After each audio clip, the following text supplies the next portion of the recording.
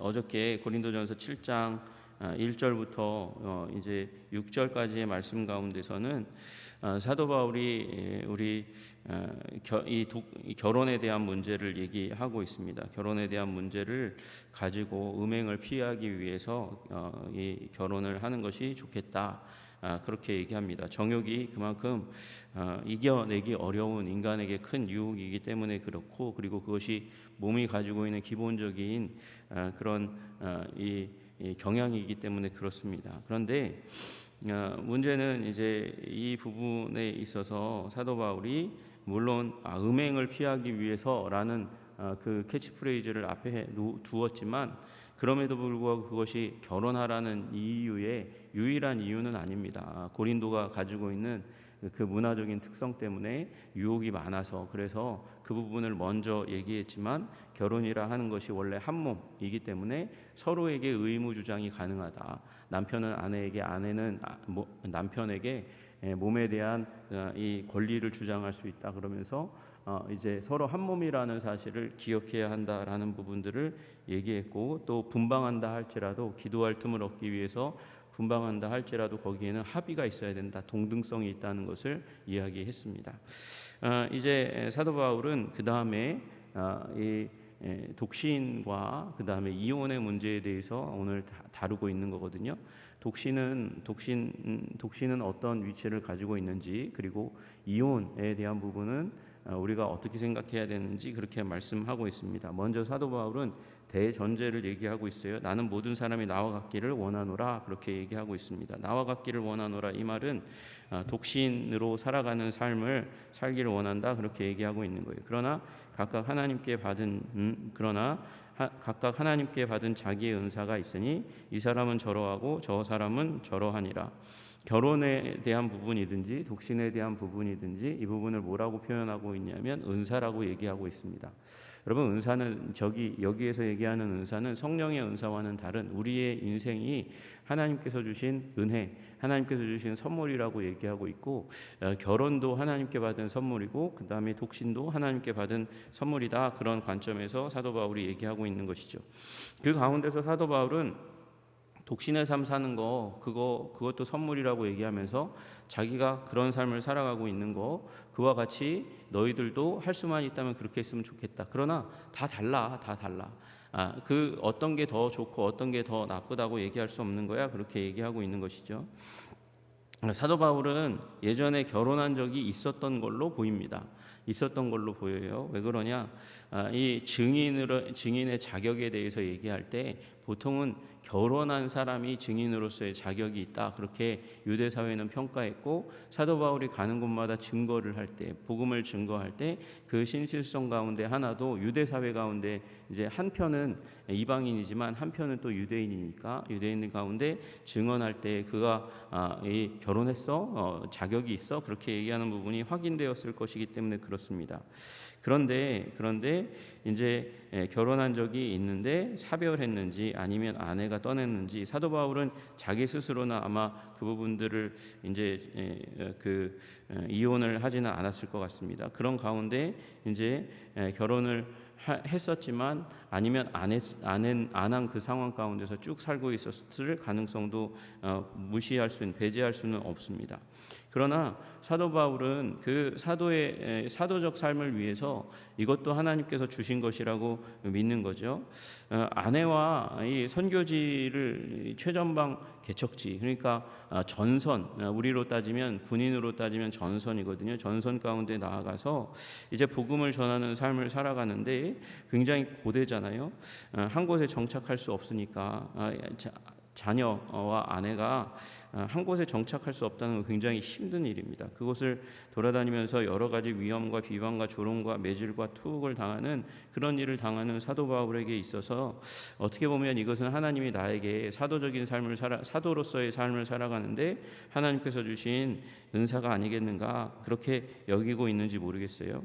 그런 가운데 사도 바울은 계속해서 이제 자기와 같이 되기를 원하지만 다 선물이야, 다 달라, 그렇게 얘기하고서는 8절부터 이제 독신에 대해서 얘기합니다. 내가 결혼하지 아니한 자들과 과부들에게 이르노니 나와 같이 그냥 지내는 것이 좋으니라.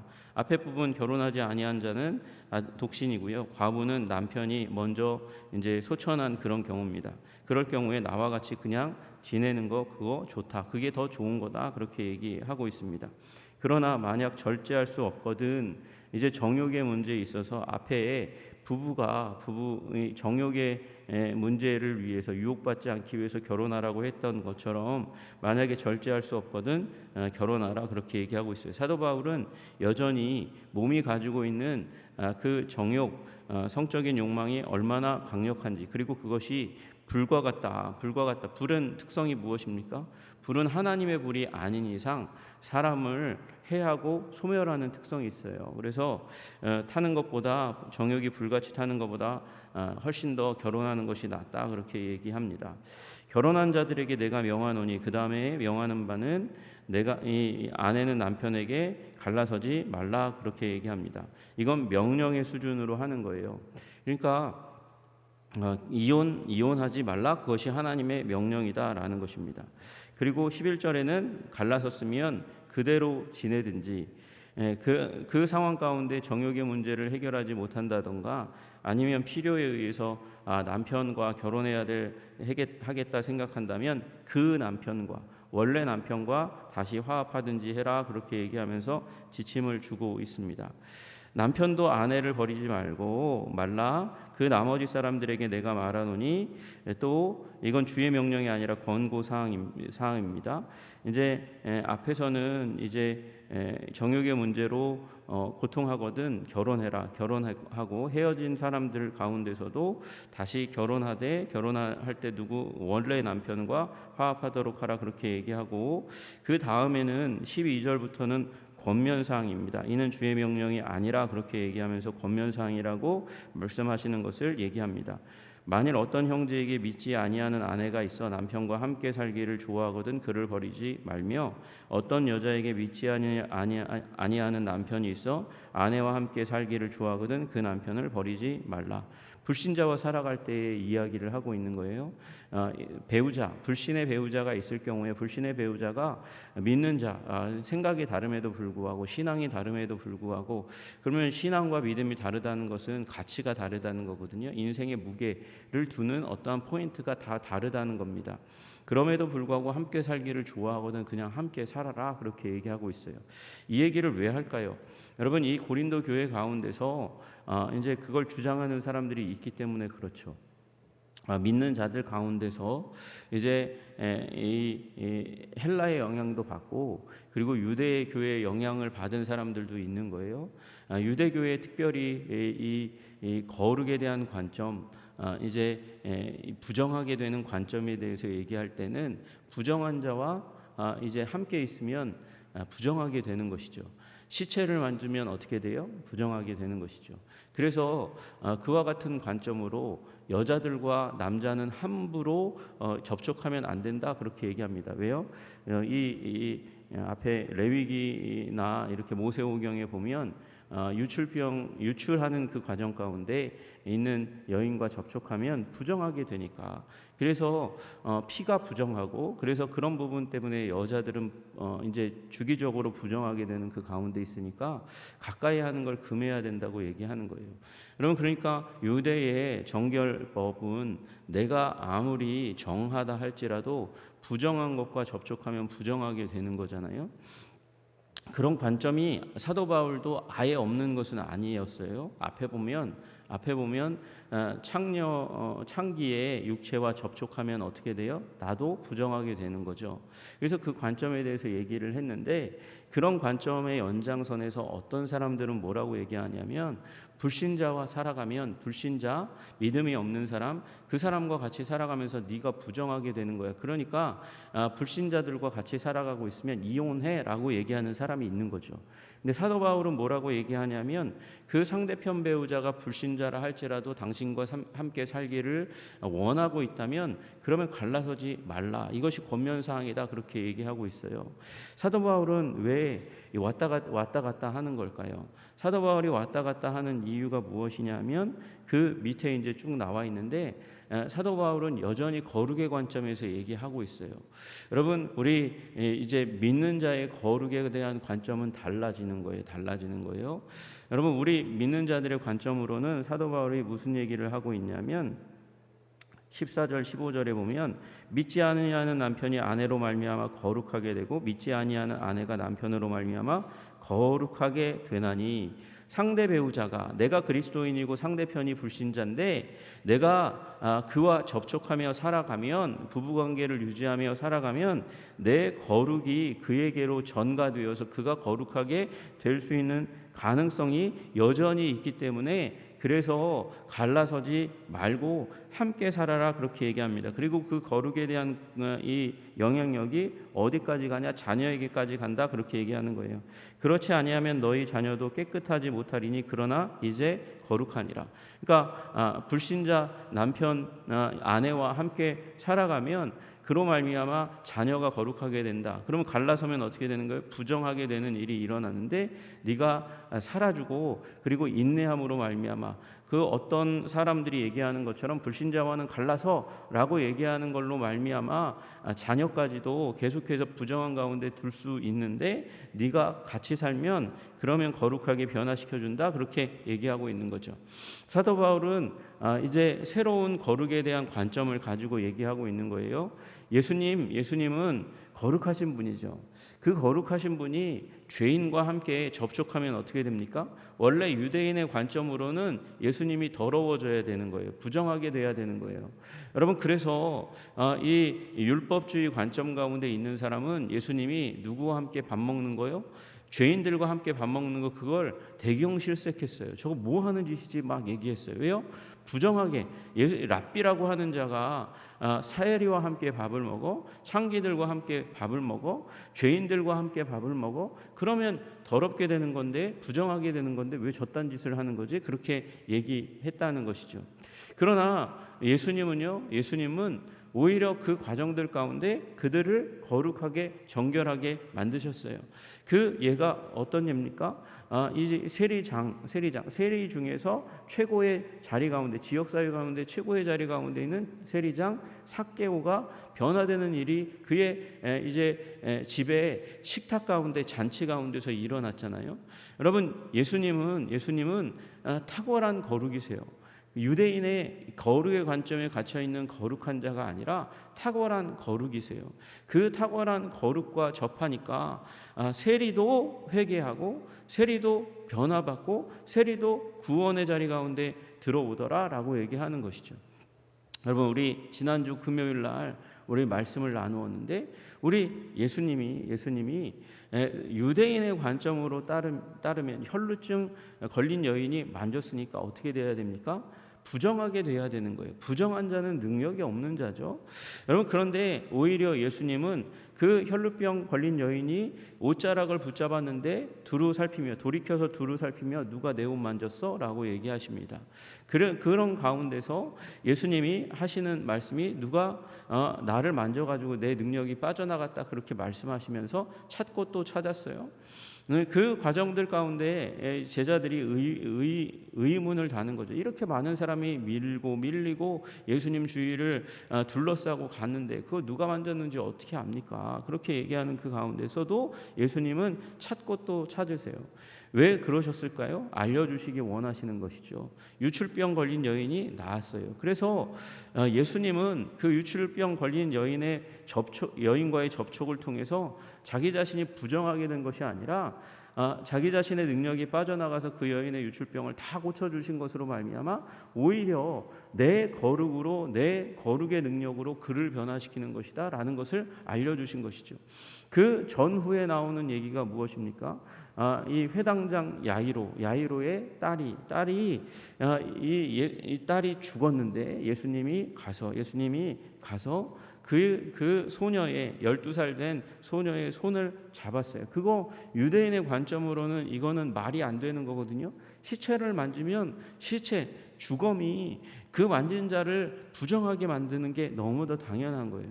예수님이 그런데 가셔서 그 주검을 만지셨다? 그러면 저 사람 율법을 잘 모르는 사람이구만. 저 사람은 유대인의 정결례법을 잘 모르고 하나님의 법을 모르고 모세의 법을 잘 모르는 사람이구만. 그런 사람이 무슨 랍비로 대중들 앞에서 가르친다 그래. 그 순간 그런 소문이 확 퍼져야 되는 게 너무나 당연한 거거든요. 같이 들어간 제자들도 깜짝 놀라야 하는 것이 당연한 것이에요. 그런데 예수님이 가셔서 그 소녀의 손을 붙잡으셨어요. 주검을 붙잡으셨어요. 그리고 달리다쿰 말씀하시니 소녀가 일어나게 되었다. 예수님은 유대인의 관점과는 전혀 다른 거룩과 능력을 가지신 분이에요. 접촉했어요. 접촉하니까 그의 거룩이 시체를 정결하게 해서 생명으로 살리시는 일이 일어나는 것이에요. 그런 관점에서 얘기하는 것이죠. 그래서 불신자 배우자가 있다 할지라도 그와 함께 살아라. 그래야 그가 거룩하게 되는지 어떻게 알겠냐. 그렇게 얘기하고 있어요. 여러분, 사도 바울은 지금 독신의 문제도 어떻게 관점을 가지고 있어요? 거룩의 관점, 적극적인 하나님의 권능의 거룩의 관점에서 얘기하고 있는 거죠. 여러분, 그 가운데 그러면 사도 바울이 이제 창기와는 왜 그렇게 얘기합니까? 창기와 한 몸이 되는 거, 그 부분에 대해서는 왜 창기와 합할 때는 거룩의 능력이 쏟아져 나가지 못할 거라고 그렇게 전제하고 접촉하지 말라고 그렇게 얘기할까요? 당연한 것이죠. 여러분, 가족과는 거룩을 끼칠 수 있는 인격적인 노출과 그리고 영향력을 미칠 수 있는 충분한 시간과 접촉이 이루어질 수 있는데, 여러분, 창기에게 가서 그에게 복음을 전하는 사람이 몇이나 있겠어요? 그에게 가서 자신의 인격적인 영향력을 미치려고 애쓰고 힘쓰는 사람이 도대체 얼마나 있겠습니까? 오히려 창기와의 기회를 통해서 자기의 거룩이 더럽혀지는 일로만 끝나는 일이 너무나 많기 때문에 그것은 금하라고 얘기하는 것이죠. 다시 얘기하면 지금 여기 있는 내용은 장기적인 인생의 관점에서 우리가 접촉을 통해서 거룩을 미칠 우리의 인격적인 삶, 영향력 있는 삶을 전제로 해서 얘기하고 있는 줄로 믿으시기를 주님의 이름으로 축복합니다. 그리고 자녀에게만 이 일이 일어나겠습니까? 여러분, 우리의 삶 가운데 만나는 여러 사람에게도 접촉의 원리를 통해서 여러분 거룩을 영향력으로 미쳐갈 수 있는 대로 살아가시는 여러분과 제가 되기를 주님의 이름으로 축복합니다. 그래서 우리 하나님께서 우리에게 주신 거룩, 때로는 우리가 부정함에 노출되면 심각하게 훼손될 수 있는 거룩이지만, 또한 성령님께서 말씀으로 우리 가운데 영향력을 계속해서 주실 때에는 우리를 통하여 계속해서 영향력을 미칠 수 있는, 관계 가운데 영향력을 미칠 수 있는 그 거룩의 삶을 지켜내고 보호하면서 살아가되, 하나님께서 주신 은사대로, 인생은 선물이에요. 하나님께서 주신 선물이에요. 그 선물을 훼손하지 말고 지켜가면서 아름답게 살아가는 삶을 살라, 그렇게 말씀하시는 것이죠. 자유를 지키라고 말씀하세요. 독신으로 살아가는 삶의 자유. 결혼하면 아무래도 집에 들어가야 되고 자녀를 돌봐야 되고 남편을 돌봐야 되는 이제 속박된 삶이 사라지지만, 독신으로 살면 자유가 더 결혼한 사람보다 있으니까 그 자유를 지키되, 그 자유가 정욕에 의해서 훼손되면 그러면 그 자유를 조금 내어주더라도 정욕에 지배되는 삶을 살지 말라, 영적인 자유 가운데 살 수 있도록 결혼하는 게 좋다라고 얘기하고 있습니다. 그래서 결혼의 관점도 무엇이 끼어 있어요? 자유에 대한 부분이 여전히 남아 있는 것이고, 또 자유에도 불구하고 절제할 수 있는 삶, 유혹을 이길 수 있는 삶, 그리고 영향력을 미치는 삶이 함께 우리 감안되어서 그 가운데서 우리의 삶을 지켜내라고, 그렇게 거룩하게 지켜내라고 말씀하십니다. 여러분, 여러분의 삶의 자리가 어디이건 간에 하나님께서 주신 선물인 줄로 믿으시고, 선물 받으면 기쁘잖아요. 기쁨으로 여기시고, 그 기쁨 가운데 나의 자유는 자유대로 지키고 그 누리며 살아가시는 저와 여러분 되시기를 주님의 이름으로 축복합니다. 결혼에도 하나님께서 아직 남아있는 자유가 있게 하시잖아요. 그 자유를 지켜가면서 거룩을 지키고 영향력을 발산하는 그리스도의 제자의 삶을 살아가시는 저와 여러분 되시기를 주님의 이름으로 축복합니다. 기도하겠습니다. 하나님 아버지, 사도 바울은 지금 고린도 교회가 제기하고 있는 문제들로 얘기하고 있습니다. 사도 바울조차도 독신의 삶의 유익을 얘기하지만 정욕을 이기지 못하면 그러면 결혼해야 한다고, 결혼하는 것이 낫다고 말씀하고 있습니다. 또 결혼한 자들로 이혼하라고, 갈라서라고, 믿는 자의 가정이라도 갈라서게 만드니 얼마나 불신자와 살고 있는 가정에 경건이라는 이름으로 갈라서라고 얘기하는 사람들이 많았는지 모릅니다. 그러나 사도 바울은 말씀과 진리와 성령 가운데 굳건하게 서서 결혼 생활을 지켜 그 거룩한 영향력을 미칠 것에 대해서 이야기하고, 믿는 자의 가정이 지켜지도록 원래 결혼한 그 자리 가운데 하나님이 짝지어 주신 것을 파괴하지 않도록 그렇게 지침을 주고 있습니다. 하나님 아버지, 우리들도 거룩에 대한 아버지 열정을 가지고 하나님 살아갈 수 있도록 주님 도와주시옵소서. 자유를 지키며 또한 더불어서 영향력을 계속해서 거룩의 영향력을 끼쳐갈 수 있는 우리 그리스도인의 본질의 삶을 살아갈 수 있도록 우리를 권면하여 주시고 다스려 주시기를 간절히 소원합니다. 주님 도와주시옵소서. 예수 그리스도 이름 받들어 기도드리옵나이다. 아멘.